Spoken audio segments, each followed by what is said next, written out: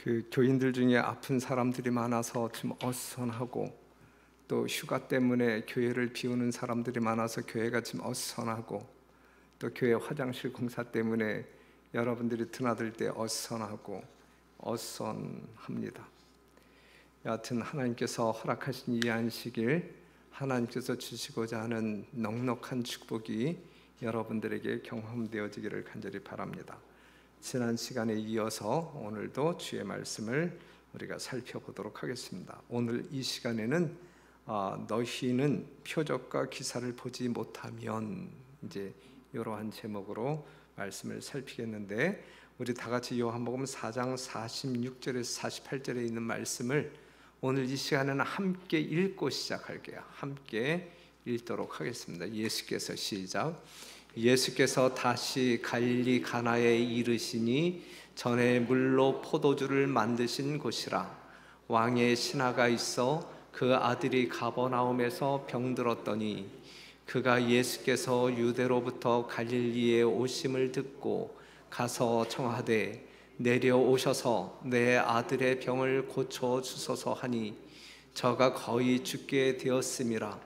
예수께서 가라사대 너희는 표적과 기사를 보지 못하면 도무지 믿지 아니하니라 그랬어요. 우리가 지난 시간에 이제 그 야곱의 우물가에서라고 하는 제목으로 공부했잖아요. 예수님이 유대 땅에서 갈릴리로 가실 때 사마리아를 통행하여야 하겠는지라 그랬단 말이에요. 그리고 이제 사마리아에서 한 여인을, 그리고 그 여인을 통하여 그 동네 사람들을 정말 어떤 그 복음을 증거하고 예수 믿게 한 이후에 이틀 뒤에 예수님이 이제 어디로 원래 가려던 갈릴리로 이제 가시는 거예요. 그런데 갈릴리로 가시는데 이제 이 나사렛 지역을 통과해서 이 가나로 가는데, 이 나사렛이 예수님의 고향이잖아요. 그렇죠? 고향 얼마나 가고 싶었겠어요. 그렇죠? 그런데 고향 들르지 않냐고 이제 곧바로 이제 가나에 가신 그러한 이야기가 지금 요한복음 4장의 이야기입니다. 자, 예수님께서 갈릴리로 가셨다. 그런데 이제 요 사건이 이제 어느 사건 이후냐면, 예수님이 예루살렘 성전에 가서 성전을 정결케 한 그 놀라운 사건 이후에 예수님의 행보이시거든요. 그런데 지금 갈릴리 지역에 있는 사람들은 6월절에 이 예루살렘 성전에 예배하러 올라갔다가 예수님이 정말 하늘의 위엄을 가지고 이 성전을 정결케 하는 모든 광경을 목도했어요. 그리고 이 예수님이 오실 약속하신 메시아이시다라고 하는 저마다의 확신을 가지고 돌아갔단 말이에요. 그런데 그 예수님이 어디로 온다는 이야기예요? 갈릴리에 지금 오고 계시다라고 하는 소식을 접했을 때에 그들의 마음 가운데 얼마나 큰 기대의 마음이 있었겠느냐, 이것입니다. 그래서 큰 기대의 마음을 가지고 예수님을 기다리고 있었어요. 그런데 이제 이러한 백성들의 태도와 항상 비교가 되는 것은 뭐냐면 지도자들의 태도. 백성들이 이 순수한 마음을 가지고 예수님의 메시아성을 확인하고 그 예수님이 이제 자신들에게 온다라고 하는 그러한 사실 앞에 뭔가 기대감을 가지고 막 기다리고 있는데, 이제 당시 이 지도자들, 특별히 이 종교 지도자들의 모습은 그들의 태도와는 거리가 멀었다. 예수님께서 이 성전에서 이 지도자들을 상당히 거룩한 분노로 책망하시잖아요. 거룩한 분노로 책망하셨어요. 그들을 쫓아내시는 모습들을 이제 이 백성들이, 평범한 백성들이 보았을 때에 통쾌한 마음이 있었을까요? 그 당시 이제 지도자들이 어떤 그 잘못된 그러한 모습들을 보고 지금 살아가고 있잖아요, 그 백성들이. 그런데 이 성전에서 예수님께서 하신 어떤 그 행위를 보게 되면 그 지도자들을 아주 거룩한 분노로 책망하시고 쫓아내시고, 이러한 광경을 보았을 때에 이 백성들의 마음 가운데는 통쾌함도 있었고, 시원함도 있었고, 통쾌함도 있었고, 또한 성전의 오용과 이 제사장들의 탐욕과 이 사리 사욕을 한숨지어 한탄했어요. 예.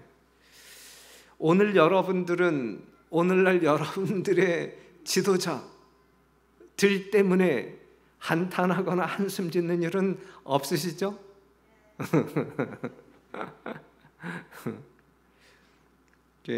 오늘날 이 시대의 우리 교회의 모습은 어떠한지 당시에 어떤 그 모습과 비교한다고 할 때 그 당시와 지금 비슷한 부분이라도 지금 있다고 하게 되면 개탄해야 되고 우리가 크게 회개해야 할 부분들이 있다라고 하는 사실을 생각해 보아야 됩니다. 그렇기 때문에 여러분들이 뭐 대청 회장을 위해서, 지회장을 위해서, 합회장, 연합회장을 위해서 기도하는 건 매우 중요하고, 한순간도 잊지 말고 기도해야 할 것은 여러분들의 담임 목사를 위해서 기도해야 되고, 그죠?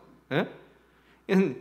제가 여러분들 마음에 들지 아니한다고 하게 되면, 정말 우리 목사로서의 자격이 좀 부족하다라고 생각한다고 하게 되면 여러분들이 제대로 신앙을 배우겠어요? 그 목사 지도력 아래서?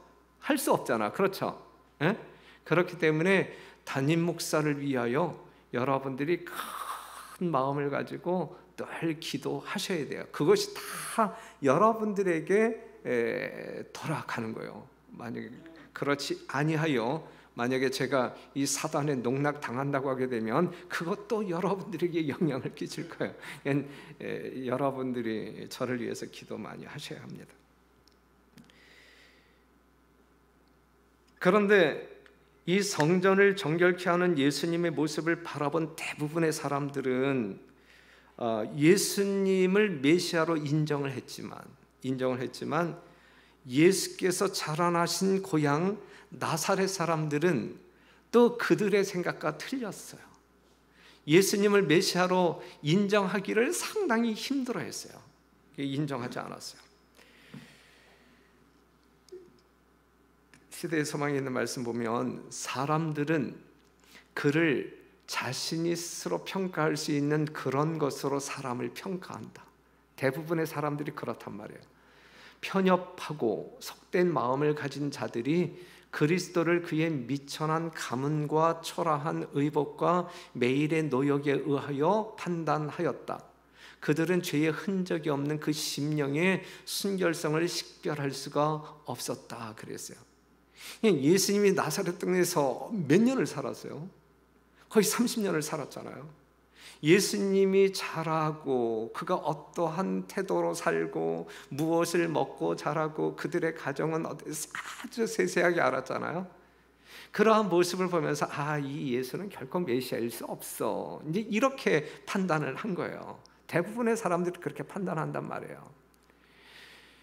예수님의 죄 없는 순결성을 볼 수 있었다면, 그리하여 그것이 예수님의 메시아성과 연결시킬 수 있었다고 하게 되면 나사렛 사람들도 얼마나 큰 복을 받았을까. 하지만 이러한 자기 주관적인 아주 편협한 편견을 가지고 예수님을 바라봄으로 말미암아 그들이 그토록 기다렸던 예수님을 놓쳐버리는 불행한 사태를 맞이하게 되었다라고 하는 사실이죠.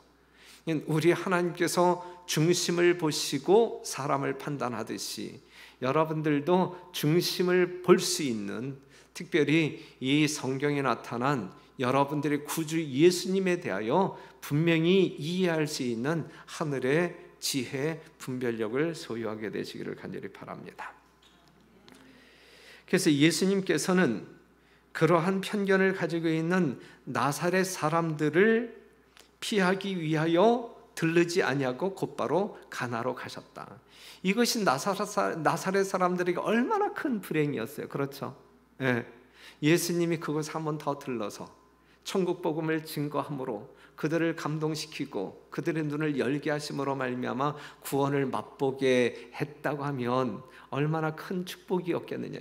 하지만 예수님에 대한 그리움 갈망의 마음이 없음으로 말미암아 예수님이 그곳에 간들 노력한들 외친들 아무 소용이 없음을 아셔서 지나쳤다 이거예요. 여러분들이 보실 때 예수님이 유대 땅에서 갈릴리로 가실 때 어디로? 보통 유대 사람들이 가지 않는 이 사마리아 지역을 통과했단 말이에요. 의도적으로 목적을 가지고 누구를 구원하기 위하여? 한 여인을 구원하기 위하여, 또한 그 동네 사람들을 구원하기 위하여. 이미 예수님께서는 이 한 여인의 갈망이 무엇인지 알았고, 그 다음에 그 동네 사람들에게 복음이 증거되어지면 그들이 회심하고 돌아올 가능성을 보셨고, 그래서 그들을 구원하기 위하여 그곳을 통행하였단 말이에요.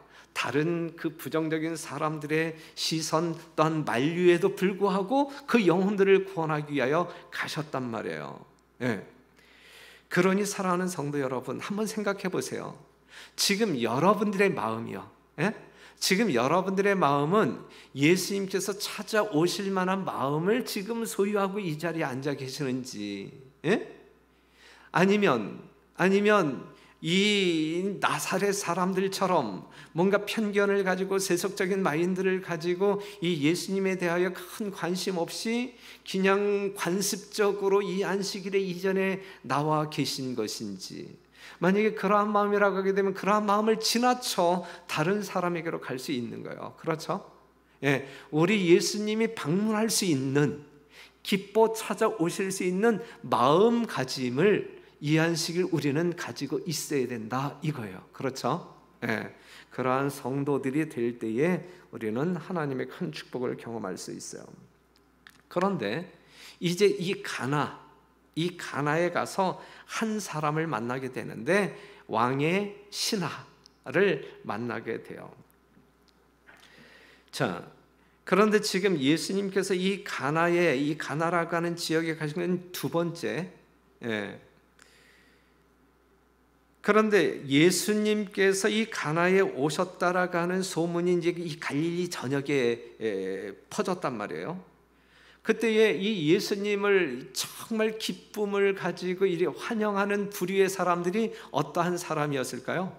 예수님의 도움이 필요한 사람들, 뭐 가난한 사람들이라든지 특별히 아픈 사람들, 마음이 상한 사람들, 고통당하는 사람들, 이러한 사람들이 그러한 문제들을 해결해 주실 수 있는 예수님이 오신다라고 하게 될 때 아주 고대하는 마음으로 기다렸을 거예요.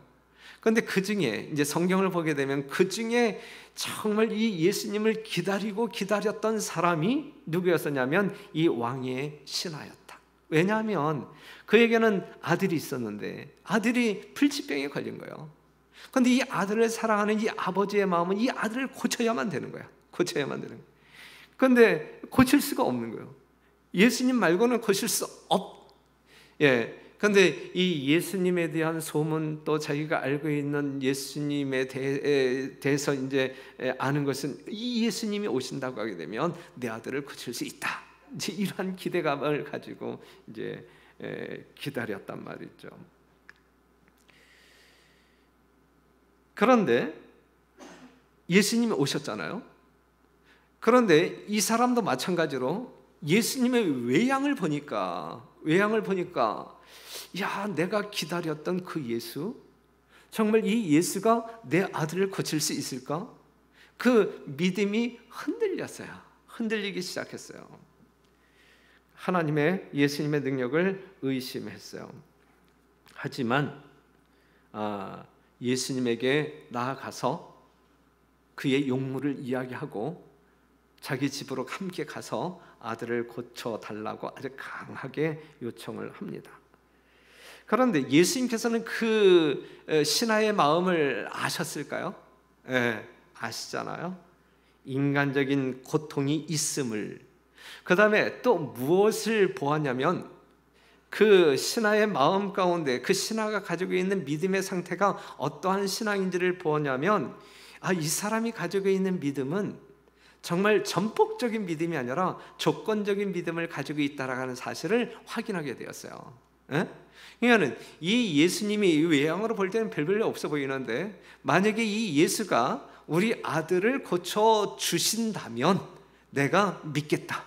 메시아임을 믿겠다, 하나님께서 보내신 자임을 믿겠다, 이러한 마음을 갖고 있는, 아주 조건적인 믿음을 갖고 있는 거예요. 이러한 믿음을 우리 하나님께서는 기뻐하실까? 만약에 여러분들 마음 가운데 이러한 어떤 그 예수님의 주관적인 경험을 통하여 내가 그 예수님을 믿겠다 안 믿겠다 이걸 결정하고자 하는 이 조건적인 믿음을 여러분들이 소유하고 있다고 하면, 여러분들이 안식 시간 속에 있다 할지라도 하나님이 기뻐하실까? 그 믿음을 받으실까? 아니거든요. 그래서 예수님께서 이제 하신 대답이 뭐냐면, 그 중심을 보시고 주님께서 하신 이야기가 뭐냐면, 예수께서 가라사대 PPT, 너희는 표적과 기사를 보지 못하면 도무지 믿지 아니하리라 그랬어요. 그러니까 이런 어떤 경험이 없이는 믿지 않는구나, 이제 이렇게 말씀하셨어요. 많은 사람들은 예수님이 구주시라고 하는 수많은 객관적인 증거가 있음에도 불구하고, 이미 수많은 객관적인 증거들을 목격한, 알고 있는 사람들이잖아요. 그랬음에도 불구하고 주관적인 어떤 그 경험을 통하여 믿겠다 안 믿겠다 이렇게 생각하는 사람들이 종종 있단 말이에요. 그러한 믿음은 타파되어져야 된다면, 이 조건적인 신앙은 타파되어져야 된단 말이죠. 그래서 시대의 소망이 있는 말씀 보면, 이 왕의 신하는 그의 나라의 많은 사람들을 대표했다. 여러분들을 대표하는 거예요. 그 당시에 수많은 사람들, 오늘 이 시대의 여러분들을 대표한단 말이에요. 그들은 이기적인 동기에서 예수에 대하여 관심을 가졌다. 이기적인 동기. 그들은 그리스도의 능력을 통하여 어떤 특별한 유익을 받기를 바랐다. 그러나 그들은 이 세속적인 요청을 수락하시는 여부에 그들의 신앙을 걸었다 그랬어요. 이기적인 동기를 가지고, 세속적인 그러한 욕망을 가지고 이러한 것을 들어주시면, 이 세속적인 요청을 수락하시면 내가 믿고, 안 들어주시면 안 믿고, 이렇게 하겠다라고 하는 어떤 그 태도, 마음을 가지고 사는 사람들이 그 시대에도 많았고 지금도 많다 이거예요. 지금도 많다. 여러분들은 아니어야 한다는 이야기예요. 여러분들은 아니어야 한다. 이러한 부류에 속한 사람들이 아니어야 한다라고 하는 사실이란 말이에요.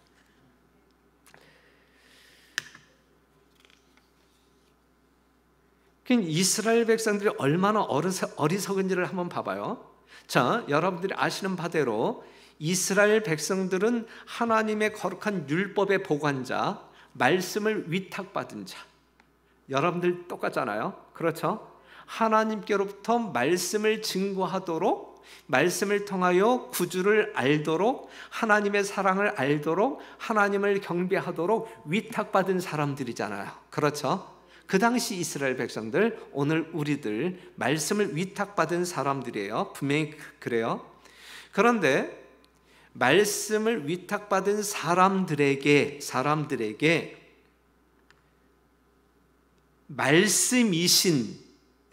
말씀이신 예수님이 오셔서, 다가가셔서 그 말씀을 깨닫게 해주려고 하시잖아요. 그럼에도 불구하고 그들은 말씀을 영접하지 아니하고 믿지 아니함으로 말미암아 결국은 예수님을 배척하고 십자가에 죽게까지 했단 말이에요. 그렇다고 하게 되면 여기에서 중요한 게 뭐냐고요. 중요한 게, 우리의 신앙생활에 있어서 가장 중요한 것이 있다고 하면 그것이 무엇이냐 이거예요. 무엇이냐? 그것은 말씀이라. 말씀을 근거로 해서, 말씀을 근거로 해서 우리가 믿는 예수님이 참 하나님이신지 아닌지를 분별할 수 있는, 그리고 그 분별 위에 우리의 신앙의 토대가 올려져야 그것이 흔들리지 아니하는 신앙이란 말이에요. 표적과 기사를 통하여 하나님께서 나의 이기적인 어떤 그 욕구를 이렇게 들어주시면 믿고 안 믿고, 이러한 어떤 그 주관적인 경험을 근거로 해서 그러한 토대 위에 여러분들의 신앙을 세운다라고 할 때는 그것이 언제 무너질지 모르는 거예요. 언제 무너질지 모르는 거예요. 환경의 변화에 따라서, 여러분들의 감정의 변화에 의하여 여러분들의 신앙 얼마든지 출렁거릴 수 있단 말이에요. 얼마든지. 그렇죠? 그렇기 때문에 하나님께서 우리들에게 요구하는 신앙은 말씀에 근거한 이성적인 분별력에 의하여 그 하나님을 찾아가도록 하는 신앙이 온전한 신앙임을, 흔들리지 않는, 무너지지 않는, 떠나지 않는, 포기하지 않는 신앙이 될 거라고 가르치고 있단 말이에요. 여러분들의 신앙은 거기에 있어야 돼요. 말씀에 있어야 돼요. 여러분들이 안식일이 성경적으로 하나님의 분명히 요구하는 어떤 거룩한 뜻이다, 여기에 대한 이성적인 분별력을 가지고 난 죽는 한이 있더라도 이 안식일을 통하여 창조주 하나님을 성별할 뿐만 아니라 참되게 하나님을 경배하겠다라고 하는 그러한 어떤 그 믿음이 없을 때 그냥 내 좋은 친구가 안식일 교회 나가니까는 난 그 친구 따라서, 그 친구는 난 분명히 옳다고 믿는데 그래서 난 안식일 교회가 옳다라고 생각해, 그리고 지금까지 신앙생활에 왔다고 하게 되면 언젠가는 무너져요. 그것은 그렇죠. 말씀의 뿌리를 내려요. 말씀의 뿌리를. 그것이 마태복음 7장 24절에 있는 말씀이란 말이에요. 그러므로 누구든지 나의 이 말을 듣고 행하는 자는 그 집을 반석 위에 지은 지혜로운 사람 같으리니 그랬어요. 말씀을 믿고 말씀을 행하는 그러한 사람들이 결코 흔들리지 아니하는 견고한 신앙을 소유할 수 있다. 그렇기 때문에 마지막 때의 환난이 우리에게 이르러 오던, 내가 순교장에 끌려가건 우리가 결코 변함없이 하나님을 하나님이라 고백할 수 있단 말이죠. 하지만 말씀에 근거하지 아니하는 신앙은 언제든지 바뀔 수 있어요. 언제든지 흔들릴 수 있고 무너질 수 있어요. 우리 공릉동교회 모든 성도들은 그렇기 때문에 하나님의 말씀을 깊이 연구해야 돼요. 다니엘서에 나와 있는, 요한계시록에 나와 있는 이 마지막 시대에 하나님의 백성들을 구원하기 위하여 주어진 모든 기별들을 명확히 이해해야 돼요. 다시 한번 말씀드리지만 여러분들이 아직 잘 이해하지 못하는 어떤 말씀들이 있을 때 언제든지 목회자들에게, 장로님들에게 여러분들이 물어서 그 답을 가지고 있어야 돼요. 가지고 있어요. 그래야 여러분들이 살 수 있고 여러분들을 통하여 다른 사람들을 살릴 수가 있어요. 그렇죠? 생명이신 말씀이 우리에게 이해되어지고 소화되어질 때 나는 생명을 얻을 수가 있는 것이고 그 생명 안에서 다른 사람들에게 생명을 나누어 줄 수가 있는 거예요. 말씀 아닌 다른 어떠한 것은 결코 생명과 결부될 수 없음을 기억하시고, 말씀으로 인하여 살아나시는 우리 공릉동교회 성도 여러분 되시기를 간절히 바라고, 그 살아난 말씀, 정말 생명 있는 말씀을 나누어 줌으로 말미암아 다른 사람들을 살려내는 주의 종들이 되기를 간절히 바라요. 표적과 기사는 결코 믿음의 기초가 될 수 없다. 왜냐하면 인간의 감정과 느낌은 일시적인 것이기 때문에 그래요. 예수님 당시에도 봐봐요. 예수님께서 그들에게 얼마나 많은 이적들을 행하셨어요. 그 이적들을 지켜본 경험한 수많은 사람들임에도 불구하고 예수님을 믿었어요, 안 믿었어요? 안 믿었잖아요. 또한 또 다른 이유가 있다고 하면 사단도 표적과 기사를 행할 수가 있어요, 없어요? 행할 수 있단 말이에요. 성경 가운데 마태복음 24장 24절에 있는 말씀을 보게 되면 거짓 그리스도들과 거짓 선지자들이 일어나 큰 표적과 기사를 보이려 할 수만 있으면 택하신 자들도 미혹하리라 그랬어요. 고린도 후서 11장 14절에 15절에 있는 말씀을 보면 사단도 광명한 천사의 모습으로 큰 일을 행할 수 있다라고 이야기하고 있거든요. 그렇기 때문에 오늘날 이 하나님 이 세계에서, 이 세상에서 하나님께서 큰 기적 내지 이적을 행하시지 아니하는 이유가 있다고 하면 어디에 있을 것 같아요? 사단도 표적을 행하고 하나님께서도 기적을 행하시고 그러면 이것이 다 하나님께서 온 줄로 알고 사단이 행하는 이 거짓 기적을 통하여 우리가 잘못된 하나님을 섬길 수도 있고, 그 다음에 사단을 그냥 맹목적으로 하나님인 양 쫓아갈 수도 있고, 그렇기 때문에 하나님께서 여러분들에게 기적을 허락하시지 아니하는 이유가 될 수도 있어요.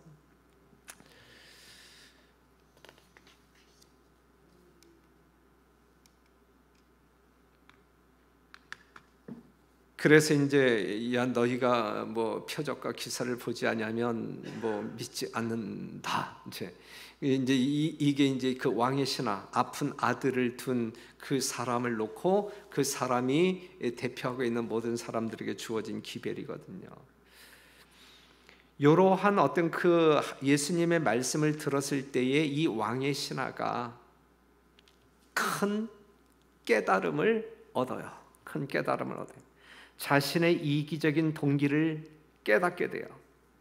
아들에 대한 염려, 그것으로 인하여 그가 이 야복강에서의 이 야곱의 경험을 해요. 예. 창세기 32장 26절에 있는 말씀을 보게 되면 이 야곱이 그 사람이 가로되 날이 세려하니 나로 가게 하라. 야곱이 가로되 당신이 내게 축복하지 아니하면 가게 하지 아니하겠나이다. 이러한 심령으로 이 왕의 신하가 이제 이 예수님을 붙잡게 돼요. 진짜 이제 자기의 이기적인 잘못된 신앙을 깨닫고 이제 예수님을 참되게 믿으면서 예수님의 바짓가랑이를 잡아요. 요한복음 4장 49절 신하가 가로되 주여 내 아이가 죽기 전에 내려오소서. 정말 이 예수님을 결코 보낼 수 없는 내 아들을 꼭 살려야 합니다. 그 신념으로 이제 그가 울부짖습니다. 그래서 그가 결국은 이 야곱처럼 승리를 경험해요. 시대의 소망에 있는 말씀을 보게 되면 그가 참 믿음을 소유하고 이 야곱처럼 승리를 경험합니다. 이제 그 믿음을 보신 주님께서 그에게 했던 이야기가 뭐냐면 가라, 내 아들이 나았다. 가라, 내 아들이 살았다라고 이야기를 해요. 요 말을 이 왕의 신하가 액면가로 믿었을까요? 그 이전에는 안 믿었을 거예요. 예수님 가야죠. 예수님 가서 안수기도라도 해야죠. 내가 그걸 봐야 믿죠. 이제 그 조건적인 믿음을 가지고 있었을 때는 그러한 태도였단 말이에요. 하지만 그의 조건적인 믿음이 잘못됐다라는 사실을 깨닫고 이 왕의 신하가 아주 전폭적으로 예수님을 신뢰하게 되었단 말이에요. 되었단 말이에요.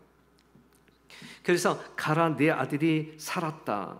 이 이야기를 들었을 때에 이제 이 왕의 신하는 그 예수님의 말씀을 전폭적으로 믿은 거예요. 전폭적으로 믿은 거예요. 일말의 의심도 없이, 1%의 의심도 없이 아주 100% 신뢰를 했어요. 시대의 소망에 있는 증언의 말씀을 보면 그 신하는 전에 결코 맛보지 못했던 평화와 기쁨을 가지고 구주가 계신 곳을 떠났다 그랬어요. 이건 전폭적인 이 완전한 믿음을 소유한 사람들의 모습이에요. 전에 결코 맛보지 못했던 평화와 기쁨, 이 믿음의 결과로서 경험되어지는 것이거든요. 그렇죠? 오늘 이 안식일, 안식이라는 말과 조화되어진 여러분들의 마음을 소유하고 있나요? 이 안식일, 우리를 창조하신, 우리를 구속하신 주님을 만나는 이 순간, 남들이 이해할 수 없는 평화와 기쁨이 우리들의 심령 가운데 경험되어지고 있나요? 지금 이 왕의 신하는 그것을 경험하고 있어요. 그는 자신의 아들이 나으리라는 것을 믿었을 뿐만 아니라 강한 확신을 가지고 그리스도께서 구속주 되심을 믿었다 그랬어요.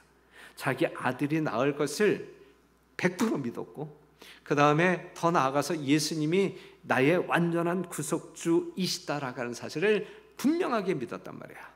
의심 없이 믿었단 말이야.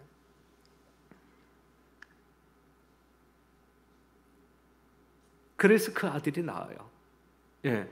이렇게 믿었던 이 왕의 신하가 이제 자기 집으로 돌아가는데 조급했을까요? 아니면 여유가 있었을까요? 예? 우리 아들은 살았어. 걱정할 일이 있어요? 없어요?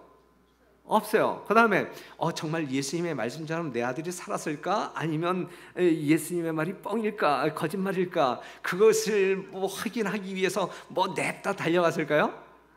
아니란 말이에요. 이 왕의 신하는 믿었단 말이에요. 내 아들은 살았어. 그렇기 때문에 서두를 이유가 없는 거예요. 그래서 아주 느긋하게 자기 집을 향하여 가요. 그날 저녁에 자기 집에 돌아갈 수 있는 거리임에도 불구하고 이 증언의 말씀을 보게 되면 다음날 아침에 도착했다 그랬어요. 그 정도로 여유 있게 느긋하게 그러한 어떤 그 모습을 보면서 이 왕의 신하의 믿음이 이러한 믿음이었다라는 사실을 증언하고 있단 말이에요.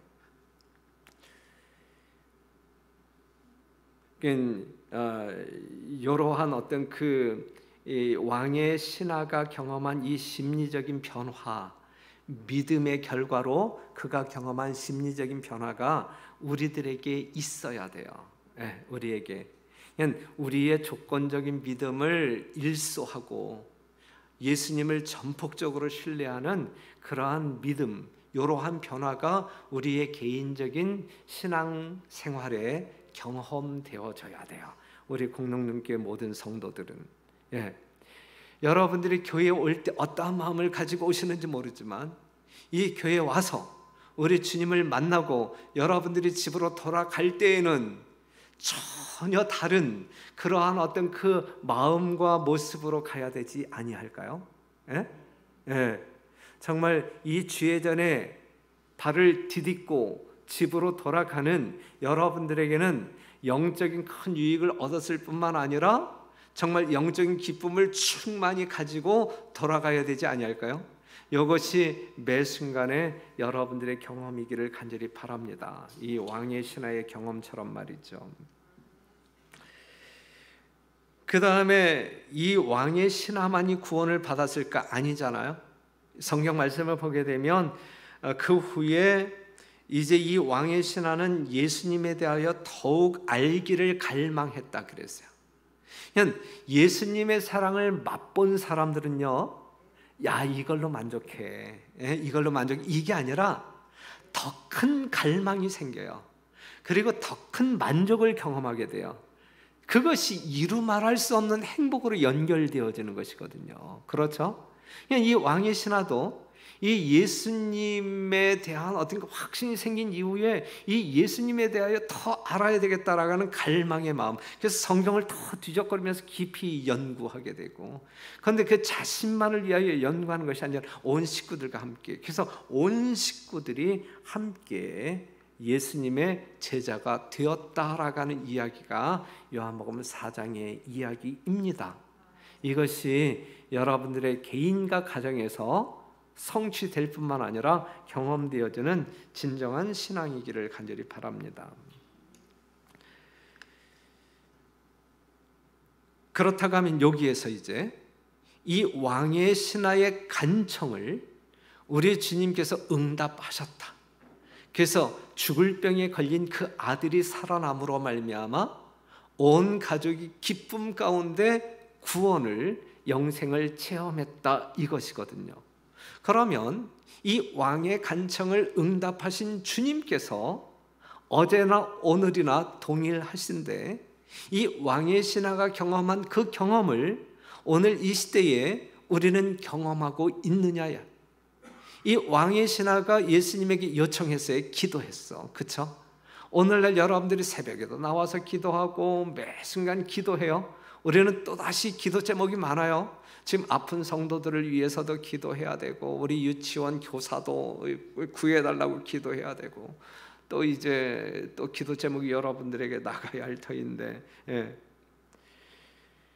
그 왕의 신하와 동일한 축복을 우리 주님께서는 우리들에게 주기를 원하신다. 우리 하나님은 진짜 여러분들에게 주기를 원하신다. 하지만 우리는 이 왕의 신하와 같이 이기적인 목적과 세상 유익에 대한 욕망을 가지고 기도함으로 말미암아 그 기도를 응답받지 못하는 것은 아닌가 생각해 볼 필요가 있단 말이죠. 예? 자, 보세요. 구주께서는 우리가 구원하는 것 이상으로 큰 축복을 우리에게 주시기를 원하신다. 이게 분명한 하나님이에요. 오해함이 없어야 되고 여기에 대해서 일말의 의심도 없어야 돼요. 우리 하나님은 분명히 이러한 분이에요. 예? 우리가 구하는 것 이상으로, 예? 우리가 요만큼 구하는 그 이상으로 큰 축복을 우리에게 주시기를 원하시는 분이다. 하지만 그가 우리의 요구에 응답하는 것을 지체하시는 것은 그가 우리 자신의 마음의 악함과 그의 은혜의 절실한 필요를 우리에게 보여주시기 위함이다. 예수께서는 우리로 당신을 찾게 만드는 이기심을 우리가 버리기를 원하신다. 우리가 이 세속적인 이기심으로 주님을 이렇게 찾고 주님 앞에 무릎을 이렇게 꿇는 경우들이 있는데 이러한 것들을 다 버리기를 원한단 말이에요. 우리의 세속적인 이기심과 관련된 어떠한 것이 예수님을 찾는 동기가 되지 않기를 원하신단 말이에요. 무슨 말씀인지 이해하시죠? 우리는 우리의 무력함과 간절한 필요를 고백한 후에 우리 자신을 전적으로 그의 사랑에 맡겨야 한다 그랬거든요. 그리할 때에 우리가 구하는 것 이상으로 우리 주님께서는 우리에게 축복하신다라고 하는 사실이죠. 그래서 우리는 하나님의 축복을 구한 후에는 그것을 받을 것을 믿어야 하며 우리가 이미 받은 것을 인하여 그분께 감사해야 한다. 그 다음에 우리는 우리가 가장 필요로 하는 때에 그 축복이 주어질 것을 확신하고 우리의 의무를 행하기 위해 나가야 한다. 우리가 이렇게 행하기를 배웠을 때 우리의 기도가 응답을 받는다는 것을 알게 될 것이다. 그랬어요.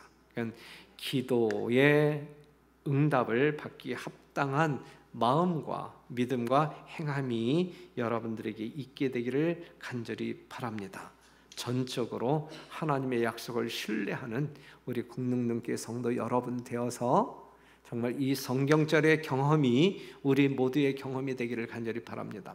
우리 가운데서 역사하시는 능력대로 우리의 온갖 구하는 것이나 생각하는 것에 더 넘치도록 능히 하실 이에게, 예?